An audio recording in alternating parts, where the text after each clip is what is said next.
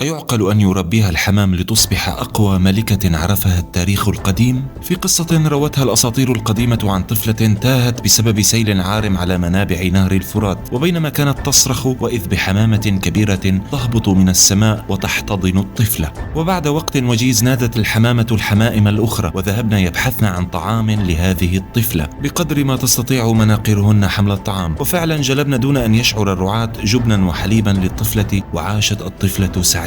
وفي أحد الأيام تنبه الرعاة لنقص الجبن والحليب، وبقي راع يترصد الفاعل إلى أن أتت الحمائم، فقام الراعي باللحاق بهم واكتشف أمر الطفلة وحملها معه إلى الخيام، واجتمع الرعاة وأسموها سميراميس، وقرروا من شدة جمالها أن يبيعوها في سوق نينوى العظيم. الجدير بالذكر أن اسم سميراميس بالآشورية يعني الحمامة أو محبوبة الحمام. لم تنتهي القصة بعد، ترقبوا الحلقة القادمة ولا تنسى دعمنا بالاشتراك والتفاعل.